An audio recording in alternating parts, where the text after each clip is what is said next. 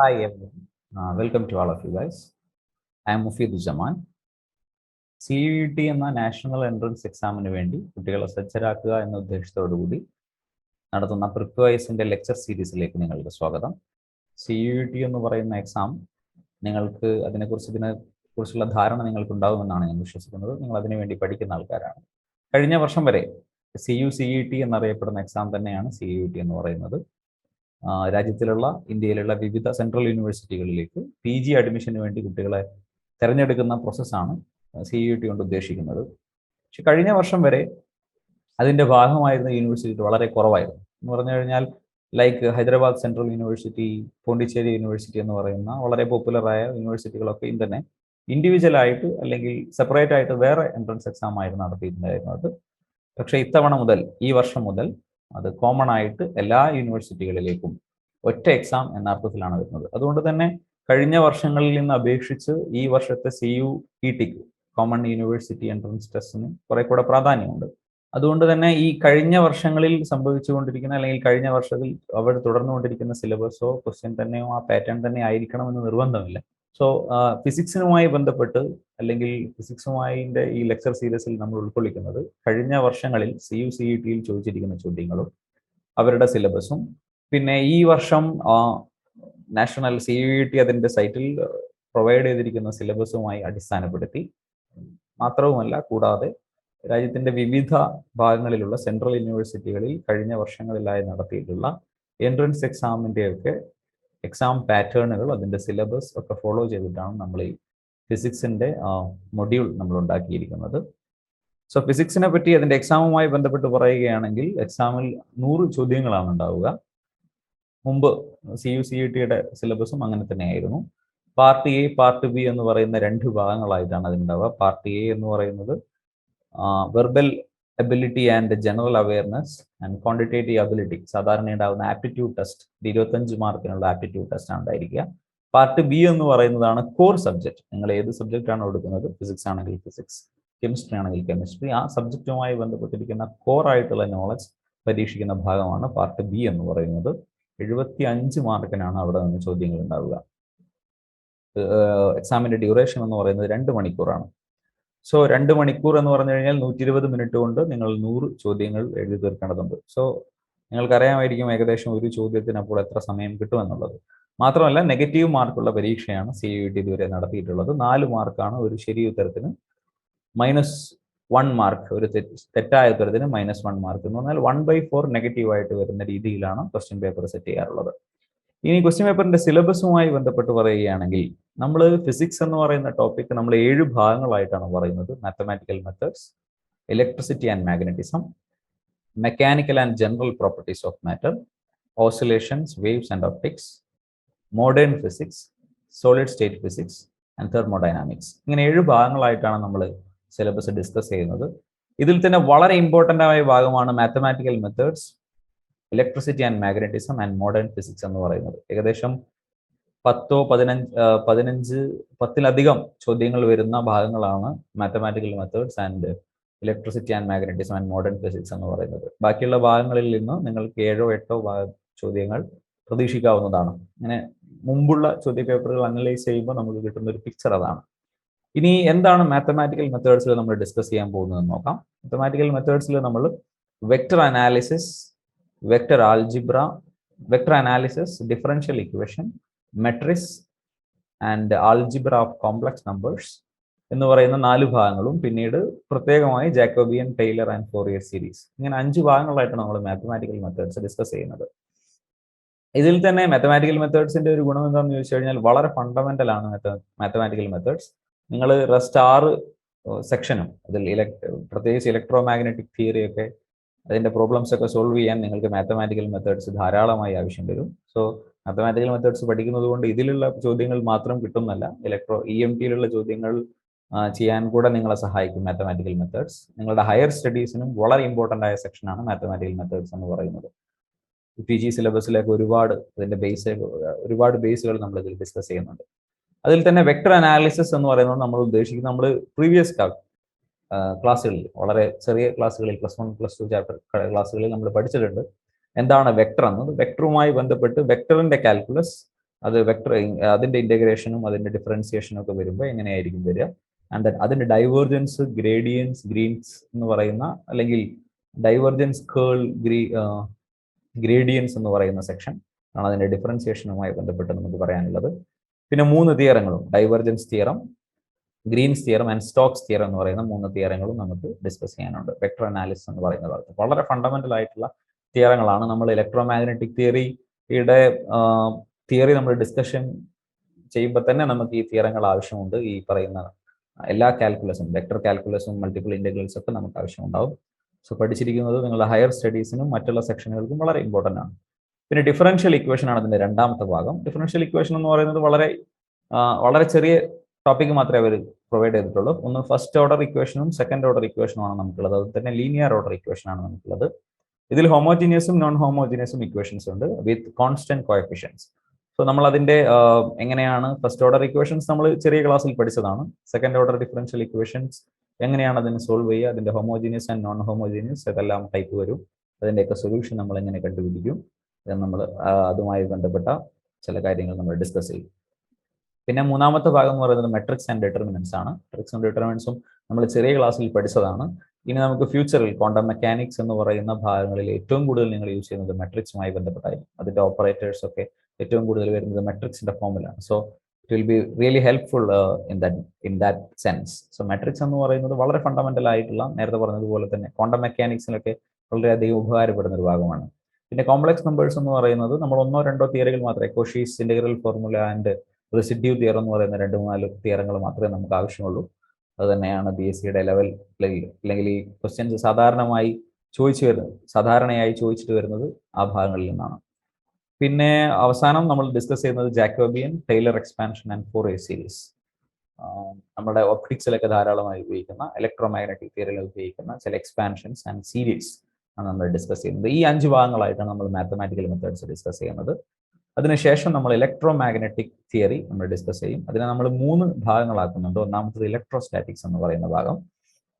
ഇലക്ട്രോസ്റ്റാറ്റിക്സിൽ നമ്മൾ മുമ്പ് പഠിച്ചിട്ടുള്ള കൂളംസ് ലോയും ഗോസ് ലോയും കണ്ടക്ടേഴ്സ്, കപ്പാസിറ്റേഴ്സ് ഒക്കെ ഇൻക്ലൂഡ് ചെയ്തിട്ട് അതിൽ കൂടാതെ നമ്മൾ ഡിസ്കസ് ചെയ്യുന്നത് ലാപ്ലാസ് ഇക്വേഷൻസ് എങ്ങനെയാണ് നമ്മൾ സോൾവ് ചെയ്യുക, എന്താണ് ബൗണ്ടറി വാല്യൂ കണ്ടീഷൻസ്, അല്ലെങ്കിൽ എന്താണ് ബൗണ്ടറി കണ്ടീഷൻസ്, ആൻഡ് എന്താണ് ഇലക്ട്രോസ്റ്റാറ്റിക് എനർജി. ഇതുമായി ബന്ധപ്പെട്ടാണ് അവർ അധികമായിട്ടുള്ള സബ്ജക്റ്റുകൾ ഇലക്ട്രോസ്റ്റാറ്റിക്സിൽ വരുന്നത്. രണ്ടാമത്തെ ഭാഗം എന്ന് പറയുന്നത് മാഗ്നറ്റിസം ആണ്. മാഗ്നറ്റിസത്തിൽ നമ്മൾ മുമ്പ് പഠിച്ചിട്ടുള്ള കാര്യങ്ങൾ തന്നെയാണ്. Biot Savart law, Ampere's law, electromagnetic theory and self and mutual inductions, ഈ ഭാഗങ്ങളൊക്കെയും തന്നെ നമ്മൾ മുമ്പ് പഠിച്ചിട്ടുള്ളതാണ്. So electrostatics and magnetism. ഇതിന്റെ മൂന്നാമത്തെ ഭാഗം എന്ന് പറയുന്നത് മാക്സ്വെൽ ഇക്വേഷനുമായി ബന്ധപ്പെട്ട കാര്യങ്ങളാണ്. അതിനിടയിൽ AC/DC കൂടെ നമുക്ക് പറയാനുണ്ട്, RLC. അതൊരു ചെറിയ ടോപ്പിക്കാണ് കമ്പാരിറ്റീവ്ലി. മാക്സ്വെൽ ഇക്വേഷൻസ് എന്ന് പറയുന്ന ഭാഗം ഹയർ, ഇനി ഇതിന് ശേഷം നിങ്ങൾ PGക്കൊക്കെ പോകുമ്പോൾ നിങ്ങളുടെ ഇലക്ട്രോ മാഗ്നറ്റിക് തിയറി ഡിസ്കസ് ചെയ്യാൻ വേണ്ടി നിങ്ങൾക്ക് ഏറ്റവും കൂടുതൽ സഹായിക്കുന്നത് മാക്സ്വെൽ ഇക്വേഷൻസും അതിന്റെ റിലേഷൻസുമാണ്. സോ അതാണ് നമുക്ക് ഇനി അതിന്റെ മൂന്നാമത്തെ സെക്ഷനായിട്ട് നമ്മൾ വെച്ചിട്ടുള്ളത്. അതിൽ നമ്മൾ എങ്ങനെയാണ് ഒരു പ്ലെയിൻ ഇലക്ട്രോമാഗ്നറ്റിക് വേവ് മാക്സ്വെൽ ഇക്വേഷനിൽ നിന്ന് എടുക്കുന്നത്, പോയിന്റിംഗ് തിയറം എന്താണ് എന്നതൊക്കെ നമ്മൾ ഡിസ്കസ് ചെയ്യും. ഇതാണ് ഞാൻ നേരത്തെ സൂചിപ്പിച്ചതുപോലെ ഏറ്റവും ഇമ്പോർട്ടൻ്റ് ആയിട്ടുള്ള ഭാഗം എന്ന് പറയുന്നത് ഇലക്ട്രിസിറ്റി ആൻഡ് മാഗ്നറ്റിസം ആണ്. മാത്രമല്ല ഇൻ ഹയർ സ്റ്റഡീസിൽ ഒപ്റ്റിക്സ് ഒക്കെ വളരെ റിലേറ്റഡ് ചെയ്തിരിക്കുന്നത് EMT-യുമാണ്. സോ EMT എന്ന് പറയുന്ന ഇലക്ട്രോമാഗ്നറ്റിക് തിയറിയുമായിട്ട് ഈ പറയുന്ന ഒപ്റ്റിക്സ് വേവ്സ് എന്ന് പറയുന്ന മുഴുവൻ സെക്ഷനും വളരെ അഭേദ്യമായ ഒരു കണക്ഷൻ ഉണ്ട്. So it is very fundamental in that sense. ഇനി മൂന്നാമത്തെ ഭാഗം എന്ന് പറയുന്നത് നമ്മൾ mechanical and general properties of matter.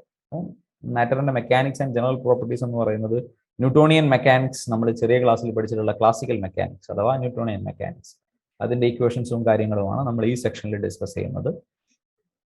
അതിൽ ആദ്യം നമ്മൾ ഡിസ്കസ് ചെയ്യുന്നത് ന്യൂട്ടൺസ് ഇക്വേഷൻ ഓഫ് മോഷൻ. 3 തരം ഇക്വേഷൻ ഓഫ് മോഷൻ പറയുന്നു.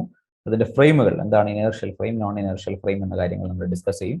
പിന്നെ സെൻട്രൽ ഫോഴ്സ് എന്ന് പറയുന്ന കൺസെപ്റ്റ് നമ്മൾ ഡിസ്കസ് ചെയ്യും. ഇതാണ് മെക്കാനിക്സ്, ന്യൂട്ടോണിയൻ മെക്കാനിക്സുമായി ബന്ധപ്പെട്ട്. ഈ ക്ലാസിക്കൽ മെക്കാനിക്സിന് പുറമെ തന്നെ അതിന്റെ തന്നെ ഭാഗമായ റൊട്ടേഷണൽ മോഷനെ കൂടെ നമ്മൾ ഈ ടോപ്പിക്കിൽ ഡിസ്കസ് ചെയ്യും. റൊട്ടേഷണൽ മോഷൻ എന്ന് പറയുമ്പോൾ നമ്മൾ ചെറിയ ക്ലാസ്സിൽ പഠിച്ചിട്ടുള്ളതുപോലെ parallel and perpendicular axis theorem and അതിന്റെ rotational translational moment of inertia എന്ന് പറയുന്ന കൺസെപ്റ്റുകളൊക്കെ നമ്മൾ അതിൽ ഡിസ്കസ് ചെയ്യും. പിന്നെ അവസാനമായി മെക്കാനിക്കൽ പ്രോപ്പർട്ടീസ് ഓഫ് മാറ്റർ. നമ്മൾ ചെറിയ ക്ലാസ്സുകളിൽ mechanical properties of fluids, solids എന്ന് പറഞ്ഞ് സ്പ്ലിറ്റ് ചെയ്തിട്ട് പഠിച്ചിട്ടുള്ള ഭാഗങ്ങളിൽ ഫ്ലൂയിഡ്സിനാണ് ഏറ്റവും കൂടുതൽ നമ്മൾ ഡിസ്കസ് ചെയ്യുന്നത്. അതിന്റെ kinematics of fluids and equation of continuity, and Euler's equation in the case of fluids, and Bernoulli's theorem എന്ന് പറയുന്ന ഭാഗങ്ങൾ നമ്മൾ അതിൽ ഡിസ്കസ് ചെയ്യും. സോ ഇതാണ് മെക്കാനിക്കൽ പ്രോപ്പർട്ടീസ്. ഇത്രയും കാര്യങ്ങളാണ് നമ്മൾ ക്ലാസിക്കൽ മെക്കാനിക്സുമായി ബന്ധപ്പെട്ട് പറയുന്നത്. ഇതാണ് നമ്മുടെ മൂന്നാമത്തെ സെക്ഷൻ എന്ന് പറയുന്നത്. ഈ നാലാമത്തെ സെക്ഷൻ എന്ന് പറയുന്നത് ഓസിലേഷൻസ്, വേവ്സ് ആൻഡ് ഒപ്റ്റിക്സ്. ആ ഹെഡിങ് പോലെ തന്നെ നമ്മൾ ഈ സെക്ഷൻ 3 ഭാഗങ്ങളായിട്ടാണ്. ഒന്ന് ഓസിലേഷൻ, ഒന്ന് വേവ്സ്, ഒന്ന് ഒപ്റ്റിക്സ്. ഈ ഓസിലേഷൻ എന്ന് പറയുന്നത് നമ്മൾ ചെറിയ ക്ലാസ്സിൽ പഠിച്ചിട്ടുള്ളതാണ്. Simple and damped and forced oscillations നമ്മൾ പഠിച്ചിട്ടുള്ളതാണ്. അതിൽ തന്നെ ഡാംപ്ഡ് ഓസിലേഷനും ഈ സിമ്പിൾ ഓസിലേഷൻസിൽ എക്സ്ട്രാ ആയിട്ട് വരുന്നത് ലിസാഗേസ് ഫിഗേഴ്സും അതേപോലെ തന്നെ റെസണൻസ് എന്ന് പറയുന്ന കൺസെപ്റ്റാണ് നമ്മൾ കുറെ കൂടെ ഡീറ്റെയിൽ ആയിട്ട് പറയാൻ പോകുന്നത്. പിന്നെ വേവ്സ് എന്ന് പറയുന്ന ഭാഗത്തിൽ നമ്മൾ ചെറിയ ക്ലാസ്സിൽ പഠിച്ചതുപോലെ തന്നെ അതിന്റെ ട്രാവലിംഗ് വേവ്, സ്റ്റാൻഡിംഗ് വേവ്, പിന്നെ group velocity and phase velocity എന്ന് പറയുന്ന നോഷൻ കൊണ്ട് എന്താണ് യഥാർത്ഥത്തിൽ അർത്ഥമാക്കുന്നത്. പിന്നെ മൂന്നാമതായിട്ട് നമ്മൾ പറയുന്നത് സൗണ്ട് വേവ് എന്താണെന്നുള്ളതാണ് വേവ്സ് എന്ന് പറയുന്ന സെക്ഷനിൽ നമ്മൾ ഡിസ്കസ് ചെയ്യുന്നത്. അതിനുശേഷം ഒപ്റ്റിക്സ് എന്ന് പറയുന്ന ഭാഗത്തിന് നമ്മൾ മുമ്പ് പഠിച്ചതുപോലെ geometrical optics and wave optics എന്ന് പറയുന്ന 2 സെക്ഷനുകളായിട്ട് ഡിസ്കസ് ചെയ്യും. ജോമെട്രിക്കൽ ഒപ്റ്റിക്സ് എന്ന് പറഞ്ഞു കഴിഞ്ഞാൽ റേ ഒപ്റ്റിക്സ് തന്നെയാണ്. ജോമെട്രിക്കൽ ഒപ്റ്റിക്സിൽ നമ്മൾ ലെൻസ്, അതിന്റെ കോമ്പിനേഷൻസ് എങ്ങനെയാണ്, ലെൻസിന്റെ ഫോക്കസ് എന്ന് പറയുന്ന നമ്മൾ ചെറിയ ക്ലാസ്സിൽ പഠിച്ചിട്ടുള്ളതുപോലെ തന്നെ ചില ഇക്വേഷൻസ് ഒക്കെ ഉപയോഗിച്ച് എങ്ങനെയാണ് അത് സോൾവ് ചെയ്യേണ്ടത്. അതിനേക്കാൾ കൂടുതലായിട്ട് ചോദിക്കാറുള്ളത് വേവ് ഒപ്റ്റിക്സ് എന്നാണ്. സോ വേവ് ഒപ്റ്റിക്സ് നമ്മൾ കുറച്ചുകൂടെ ഡീറ്റെയിൽ ആയിട്ട് സംസാരിക്കും. വേവ് ഒപ്റ്റിക്സിൽ നമ്മൾ പോളറൈസേഷൻ, ഡിഫ്രാക്ഷൻ, റിഫ്രാക്ഷൻ എന്ന് പറയുന്ന ഫ്രോണോഫോർ ഡിഫ്രാക്ഷൻ എന്ന് പറയുന്ന പല ടോപ്പിക്കുകളായിട്ട് നമ്മൾ അതിനെ ഡിവൈഡ് ചെയ്ത് കുറെ കൂടെ ഡീറ്റെയിൽ ആയിട്ട് നമ്മൾ വേവ് ഒപ്റ്റിക്സ് പറയും. വേവ് ഒപ്റ്റിക്സ് നിങ്ങളുടെ ഹയർ സ്റ്റഡീസിൽ വളരെ ഇമ്പോർട്ടൻ്റ് ആണ്. Wave optics it will be electromagnetic തിയറിയുടെ ഭാഗമായിട്ടൊക്കെ നിങ്ങൾ പിന്നീട് പഠിക്കും. അതുകൊണ്ട് തന്നെ വേവ് ഒപ്റ്റിക്സ് വളരെ ഇമ്പോർട്ടൻ്റ് ആണ്. ഇനി ഇതിന്റെ മൂന്നാമത്തെ അടുത്ത ഭാഗം എന്ന് പറയുന്നത് മോഡേൺ ഫിസിക്സ് ആണ്. നേരത്തെ സൂചിപ്പിച്ചതുപോലെ മോഡേൺ ഫിസിക്സ് എന്ന് പറയുന്നത് വളരെ ഇമ്പോർട്ടൻ്റ് ആയ 3 ടോപ്പിക്കുകളിൽ ഒരു ടോപ്പിക്കാണ് മോഡേൺ ഫിസിക്സ് എന്ന് പറയുന്നത്. മോഡേൺ ഫിസിക്സ് 3 ഭാഗമായിട്ടാണ് നമ്മൾ പറയുന്നത്. ഒന്ന് സ്പെഷ്യൽ റിലേറ്റിവിറ്റിയുമായി ബന്ധപ്പെട്ട്, സ്പെഷ്യൽ റിലേറ്റിവിറ്റി എന്ന് പറയുന്ന കൺസെപ്റ്റ് നിങ്ങൾക്കറിയാം. ജനറൽ തിയറി ഓഫ് റിലേറ്റിവിറ്റി എന്ന് പറയുന്ന ഒരു ബ്രോഡ് സെക്ഷനിലേക്കുള്ള ഒരു ഇൻട്രൊഡക്ഷൻ പോലെയാണ് യഥാർത്ഥത്തിൽ സ്പെഷ്യൽ റിലേറ്റിവിറ്റി. സോ അത് നമ്മൾ inertial frame, non inertial frame എന്താണെന്ന് പറഞ്ഞ് ഇതിന്റെ ലോറൻസ് ട്രാൻസ്ഫോർമേഷൻസ് ഒക്കെ ഡിസ്കസ് ചെയ്യും സ്പെഷ്യൽ റിലേറ്റിവിറ്റിയിൽ. അതിനുശേഷം wave particle duality. Wave particle duality എന്ന് പറയുന്നത് നമ്മൾ ചെറിയ ക്ലാസ്സിൽ പഠിച്ച സെക്ഷൻ തന്നെയാണ്. അതിൽ എക്സ്ട്രാ ആയിട്ട് നമ്മൾ അധികമായിട്ട് നമുക്ക് ഡിസ്കസ് ചെയ്യാനുള്ളത് കോംപ്റ്റൺ എഫക്റ്റ് എന്താണെന്നുള്ളതാണ്. ഈ കോംപ്റ്റൺ എഫക്റ്റുമായി ബന്ധപ്പെട്ട ചില കാര്യങ്ങൾ നമ്മൾ ഡിസ്കസ് ചെയ്യും.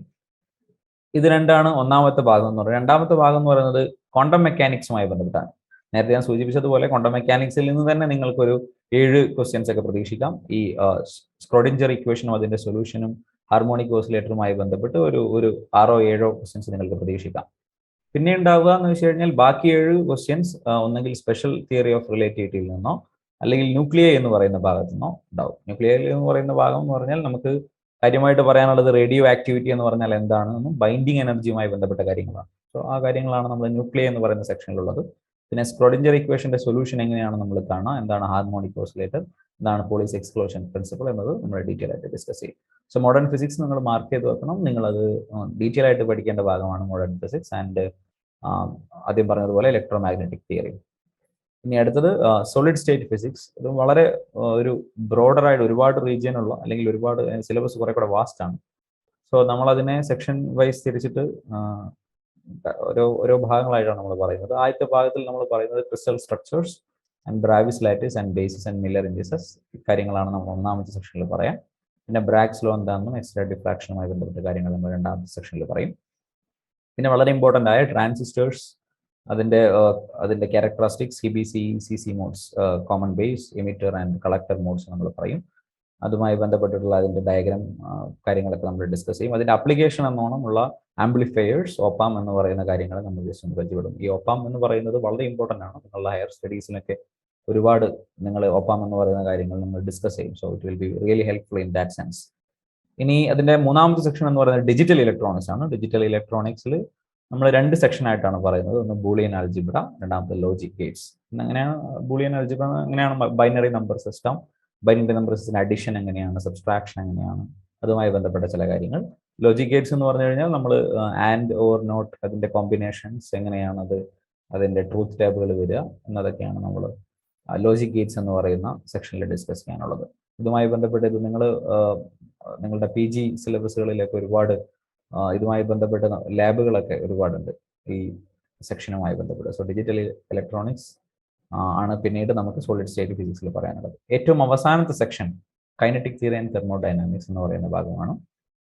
അതിൽ കൈനറ്റിക് തിയറി ഓഫ് ഗ്യാസ് എന്ന് പറയുന്നത് നമ്മൾ ചെറിയ ക്ലാസ്സിൽ പഠിച്ചിട്ടുള്ള ഭാഗം തന്നെയാണ്. അതിൽ കാര്യമായിട്ട് നമുക്ക് പറയാനുള്ളത് ഇക്വിപാർട്ടീഷൻ എനർജിയും ആൻഡ് സ്പെസിഫിക് ഹീറ്റ്, ഓരോ mono di and tri atomic ഗ്യാസിന്റെ സ്പെസിഫിക് ഹീറ്റ് എങ്ങനെയാണ് ഡിഫൈൻ ചെയ്ത് വെച്ചിരിക്കുന്നത്, എങ്ങനെയാണ് ഇക്വിപാർട്ടീഷൻ എനർജിയുമായി ഇതിന് കണക്ഷൻ ഉള്ളത്, പിന്നെ വെലോസിറ്റി ഡിസ്ട്രിബ്യൂഷൻ, എത്ര തരം വെലോസിറ്റി ഉണ്ട് ഗ്യാസിന്റെ സെൻസിൽ, നമ്മൾ വെലോസിറ്റി എന്തുകൊണ്ട് എന്താണ് നമ്മൾ അർത്ഥമാക്കുന്നത് എന്നുമായി ബന്ധപ്പെട്ട കാര്യങ്ങളാണ് കൈനറ്റിക് തിയറി ഓഫ് ഗ്യാസിൽ നമുക്ക് പറയാനുള്ളത്. പിന്നെ തെർമോഡൈനാമിക്സ് ആണ് പറയാൻ. തെർമോഡൈനാമിക്സിന്റെ 3 ലോകൾ, അതാണ് ഫസ്റ്റ് ഡിസ്കസ് ചെയ്യാനുള്ളത്. 0th law, first law and second law എന്ന് പറയുന്ന 3 ലോകൾ, അതുമായി ബന്ധപ്പെട്ട കാര്യങ്ങൾ. പിന്നെ തെർമോഡൈനാമിക് പ്രോസസ്സുകൾ എന്തൊക്കെയാണ് നമ്മൾ ചെറിയ ക്ലാസ്സിൽ പഠിച്ച ഐസോതെർമിക് പ്രോസസ്, അഡിയബാറ്റിക് പ്രോസസ് എന്ന് പറയുന്ന റിവേഴ്സിബിൾ എന്നൊക്കെ പറഞ്ഞ് നമ്മൾ പഠിക്കുന്ന ഒരു 5-6 പ്രോസസ്സുകൾ നമ്മൾ പഠിക്കാനുണ്ട്. അത് ഡീറ്റെയിൽ ആയിട്ട് നോക്കുക. സോ തെർമോഡൈനാമിക്സിന്റെ ഭാഗത്തിൽ ഈ ലോകളും പ്രോസസ്സുകളും കഴിഞ്ഞു കഴിഞ്ഞാൽ പിന്നെ ഇമ്പോർട്ടൻ്റ് ആയിട്ട് നമുക്ക് പഠിക്കാനുള്ളത് ക്ലാഷ്യസ്-ക്ലാപെറോൺ ഇക്വേഷനും മാക്സ്വെൽ റിലേഷനുമാണ്. അത് രണ്ടും നമ്മൾ കുറച്ച് ഡീറ്റെയിൽ ആയിട്ട് സംസാരിക്കും. അത് കഴിഞ്ഞിട്ട് ഐഡിയ ഓഫ് എൻസെമ്പിൾ എന്ന് പറയുന്നത് അർത്ഥത്തിൽ ഒരു ഇൻട്രൊഡക്ഷൻ പോലെയാണ്. ഐഡിയാസ് എൻസെമ്പിൾ നിങ്ങളുടെ ഹയർ സ്റ്റഡീസിലേക്കുള്ള ഒരു ഇൻട്രൊഡക്ഷൻ പോലെയാണ് ഐഡിയാസ് എൻസെമ്പിൾ. അതും നമ്മളൊന്ന് ഡിസ്കസ് ചെയ്യും. സോ ഇത്രയും കാര്യങ്ങളാണ്, ഇതാണ് ഇതിന്റെ ഏറ്റവും അവസാനത്തെ സെക്ഷൻ എന്ന് പറയുന്നത്. ഇത്രയും കാര്യങ്ങളാണ് നമുക്ക് ഡിസ്കസ് ചെയ്യാനുള്ളത്. ഈ 7 ടോപ്പിക്കുകൾ, ആദ്യം നമ്മൾ പറഞ്ഞ മാത്തമാറ്റിക്കൽ മെത്തേഡ്സ്, അത് കഴിഞ്ഞിട്ട് electro magnetic theory, general properties of matter, അതായത് ക്ലാസിക്കൽ മെക്കാനിക്സ്, അത് കഴിഞ്ഞിട്ട് വേവ്സ്, പിന്നീട് modern physics and SSP and last kinetic theory of thermodynamics. ഈ 7 സെക്ഷനുകൾ നമ്മൾ ഡിസ്കസ് ചെയ്യും. അതിന്റെ കൂടെ തന്നെ അതിൽ പ്രീവിയസ് ആയിട്ട് നമുക്ക് ചോദിച്ചിരിക്കുന്ന പല ചോദ്യങ്ങളും നമ്മൾ ഓരോ സെക്ഷൻ കഴിയുമ്പോഴും നമ്മൾ പ്രീവിയസ് ആയിട്ട് CU-സെറ്റിൽ നിന്നോ അല്ലെങ്കിൽ വേറെ യൂണിവേഴ്സിറ്റികളിൽ ചോദിച്ചിട്ടുള്ള സെപ്പറേറ്റ് ആയിട്ട് നടത്തിയിട്ടുണ്ടായിരുന്ന എൻട്രൻസ് എക്സാമുകളിൽ ചോദിച്ചിട്ടുള്ള പ്രീവിയസ് ആയ ക്വസ്റ്റ്യൻസ് ഒക്കെ നമ്മൾ ഡിസ്കസ് ചെയ്യും. അങ്ങനെയാണ് നമ്മുടെ സിലബസ് സെറ്റ് ചെയ്തിട്ടുള്ളത്. അത് വളരെ ഇമ്പോർട്ടൻ്റ് ആണ്. പ്രീവിയസ് ആയ ക്വസ്റ്റ്യൻസ് നിങ്ങൾ ചെയ്തു നോക്കുക എന്നുള്ള പറയുന്നത്. നമ്മൾ ഒരുപാട് നമുക്ക് കഴിയാവുന്നതിൻ്റെ മാക്സിമം നമുക്ക് അതിനെ കവർ ചെയ്യാം. ക്വസ്റ്റ്യൻസ് നമുക്ക് കവർ ചെയ്യാൻ ശ്രമിക്കാം. ഒരേ സമയം സിലബസും ക്വസ്റ്റ്യൻസും നമുക്ക് ഒപ്പം തന്നെ കൊണ്ടുപോകാം. പിന്നെ വളരെ ഇമ്പോർട്ടൻ്റ്, ഈ നമ്മൾ പറഞ്ഞതുപോലെ തന്നെ മുമ്പ് CU-CET ഉണ്ടാക്കുന്നതിനേക്കാൾ കുറെ കൂടെ ഒരു ഇമ്പാക്ട് ഉണ്ടാവാൻ സാധ്യതയുള്ളത് കൊണ്ട് തന്നെ അതിന്റെ ഇമ്പോർട്ടൻസും വളരെ അതുപോലെ തന്നെ ഇമ്പോർട്ടൻ്റ് ആണ്. സോ അതിന് ഇമ്പോർട്ടൻസ് വളരെ കൂടുതലാണ്. സോ നിങ്ങൾ അതിനനുസരിച്ച് പ്രിപ്പയർ ചെയ്യുക, നിങ്ങൾ അതിനനുസരിച്ച് നിങ്ങളുടെ ടൈം മാനേജ് ചെയ്യുക. നിങ്ങൾക്ക് ഇനി വളരെ കുറച്ച് സമയമേ ഉള്ളൂ, ഒരു മാസത്തിന്റെ അടുത്തുനിന്നാണ്ട് ഉള്ളൂ നിങ്ങൾക്ക് സമയം. സോ ആ സമയത്ത് നിങ്ങൾ പരമാവധി ഉപയോഗിക്കുക. So let us do it this together. നമുക്ക് ഒന്നിച്ച് ഇതിനെ ക്രാക്ക് ചെയ്താം. So I will be here. So നിങ്ങൾ അതിനനുസരിച്ച് നന്നായിട്ട് പ്രാക്ടീസ് ചെയ്യുക. And will see. Thank U.